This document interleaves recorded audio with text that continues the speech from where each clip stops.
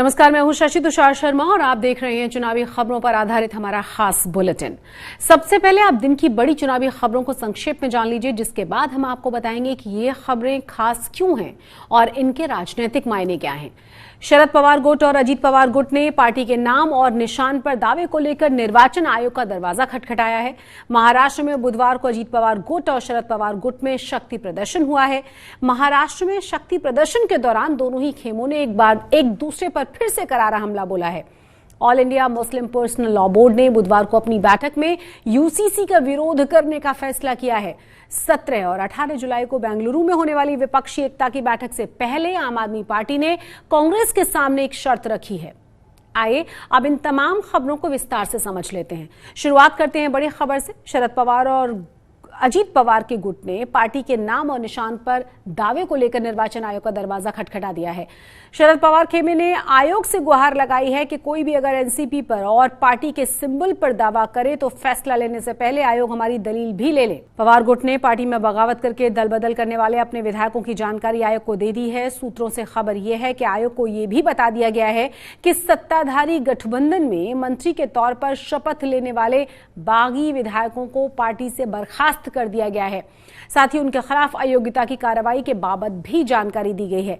यह पूरी स्थिति ठीक वैसे ही है जो पिछले साल शिवसेना में टूट के बाद सामने आई थी। वहीं बैठक में अजीत पवार गुट और शरद पवार गुट ने समर्थन पाने के लिए पार्टी के कार्यकर्ताओं से शपथ पत्र पर हस्ताक्षर करवाए हैं, ताकि वक्त आने पर चुनाव आयोग के सामने वो इन तमाम चीजों को हथियार के तौर पर रख सके। बुधवार को महाराष्ट्र में अजीत पवार गुट और शरद पवार गुट ने शक्ति प्रदर्शन किया। नंबर गेम में अजीत पवार खेमे का पल्ला भारी नजर आ रहा है, तो कई विधायकों का आना जाना लगातार लगा हुआ है, जिस पर अजीत गुट के नेता और महाराष्ट्र के मंत्री छगन भुजबल ने कहा है कि इससे कोई फर्क नहीं पड़ने वाला। शरद पवार हमें भी बैठक में बुलाएंगे तो जाने में कोई बुराई नहीं है। सुनाते हैं आपको कि छगन भुजबल ने क्या कहा है। अभी तक सर पता तो चला ना नहीं कि कितने विधायक हैं, एक बार भी दिखे नहीं आपके साथ। कितने विधायक? सब साफ हो गया। अब नंबर जो है 35-40 क्या? देखिए हमारे पास जो है 2-4 छोड़कर सारे विधायक हमारे पास है। सही बात करता हूँ। छगन जी, आप मुस्कुरा तो रहे हैं, लेकिन एक डर है कि आप बहुत सारे विधायक वापस जा रहे हैं शरद पवार की तरफ। कोई नहीं वापस, कुछ वापस। मैंने आपको कहा अगर वो मुझे बुलाते तो मैं भी उनके पास जाकर दर्शन लूंगा। भाई सिग्नेचर आपके पास है क्या? हम फिर क्या है।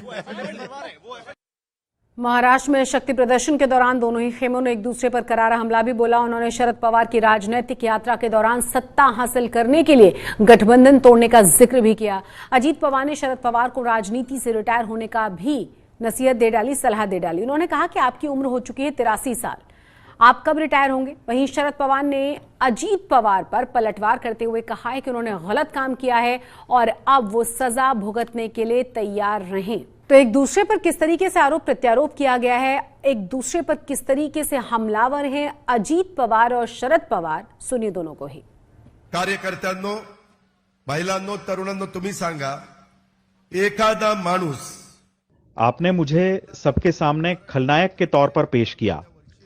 मेरे मन में भी उनके प्रति गहरा सम्मान है, लेकिन आप मुझे बताएं, आईएएस अधिकारी 60 साल की उम्र में रिटायर होते हैं।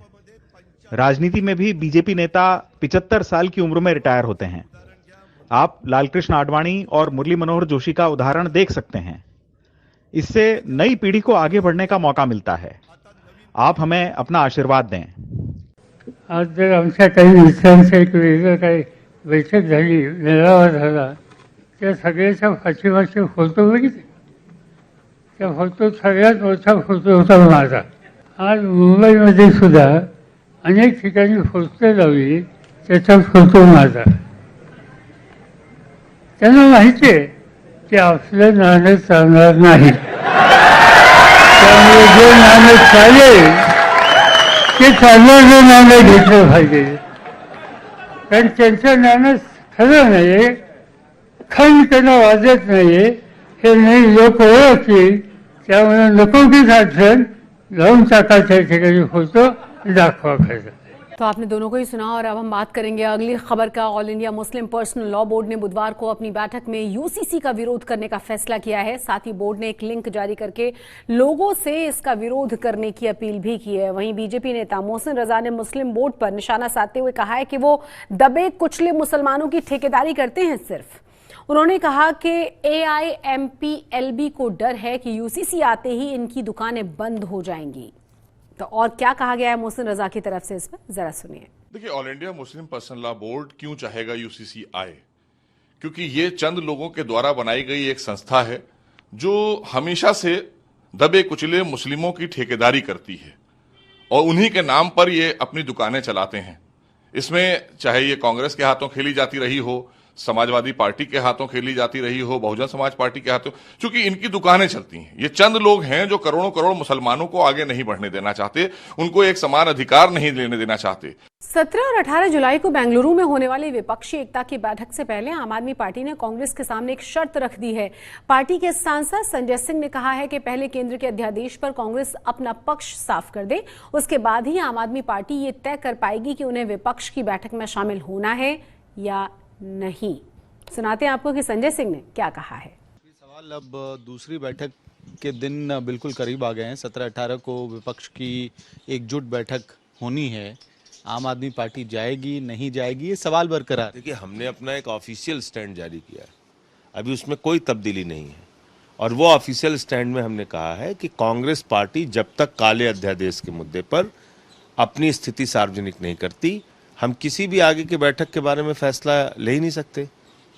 तो इसलिए पहले कांग्रेस पार्टी को अपनी स्थिति साफ करने दीजिए, तब आपका सवाल बनता है। हमारा तो ऑफिशियल स्टैंड जो था पटना की मीटिंग के बाद, वो आज भी कायम है। चुनावी खबरों के हमारे इस खास बुलेटिन में आज के लिए बस इतना ही, लेकिन चुनावों से जुड़ी हुई तमाम जानकारियों के लिए और हर दिलचस्प अपडेट के लिए आप जरूर सब्सक्राइब कीजिए चुनाव आज तक को। नमस्कार।